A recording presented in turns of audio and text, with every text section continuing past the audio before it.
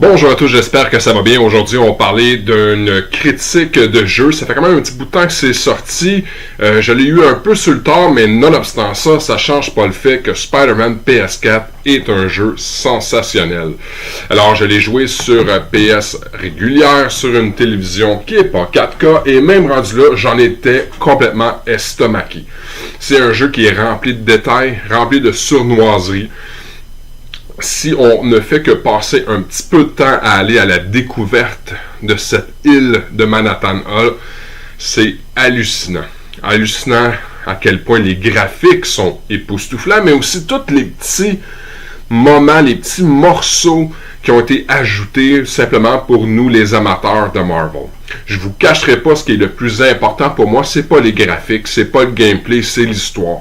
C'est ce qui fait que, rendu à l'âge de bientôt 39 ans, je vais rester accroché à un jeu qui va me donner le goût d'aller jusqu'au bout et de découvrir la fin.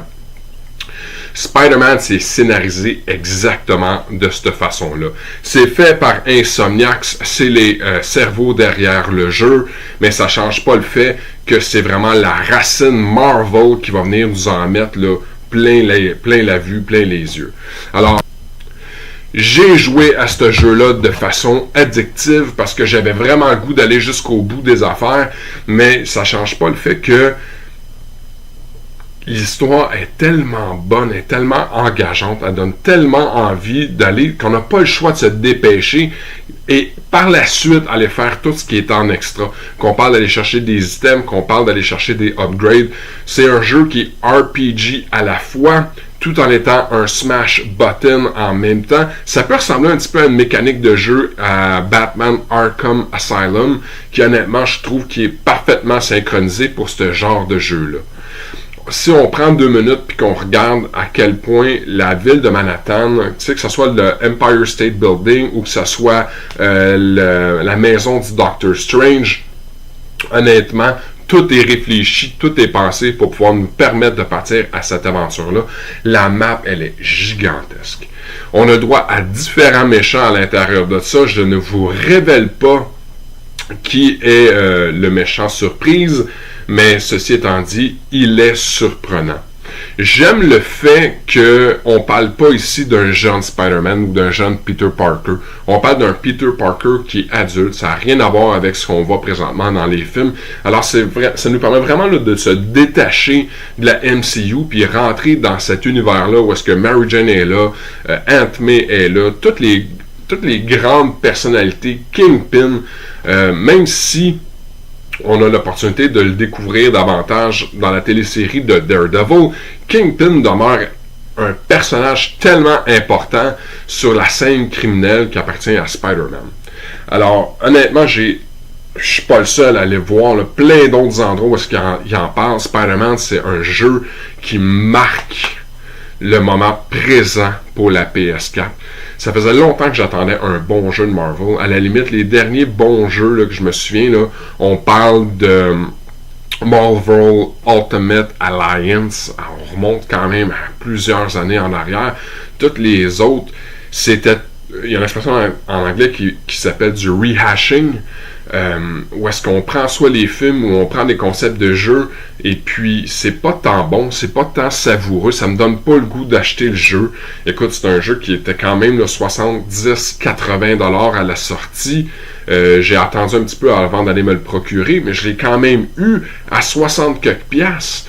Alors, pour moi, c'est ultra important que de me permettre de rester engagé envers l'histoire, envers le personnage.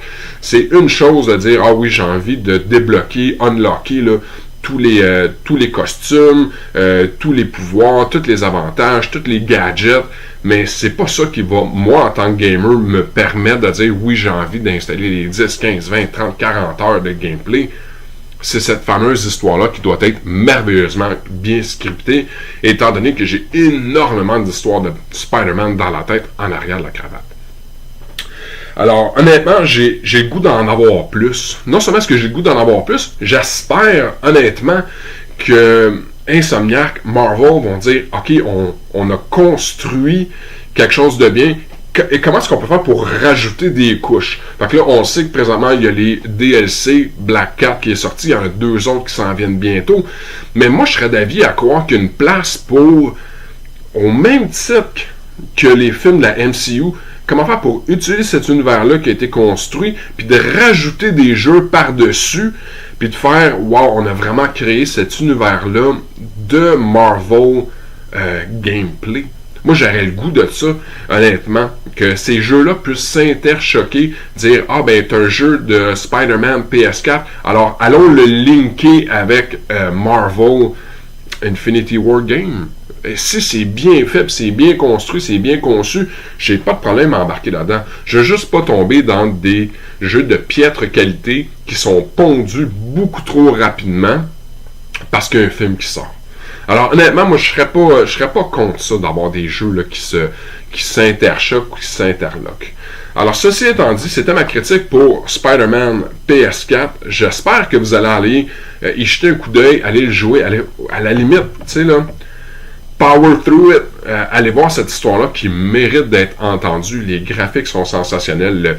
Le phénomène là, de balancer dans la ville de Manhattan, c'est hallucinant. On peut monter à des altitudes incroyables, descendre. On sent l'altitude. Tu sais, le Assassin's Creed, c'est hot là, quand il fait son Eagle, là, mais ça n'a rien à voir avec ce que Spider-Man est capable de nous offrir. On est complètement ailleurs. Alors, ceci étant dit, mon nom est Benoît Vincent pour un autre critique signé ciné-techno.com. Bonjour, à bientôt.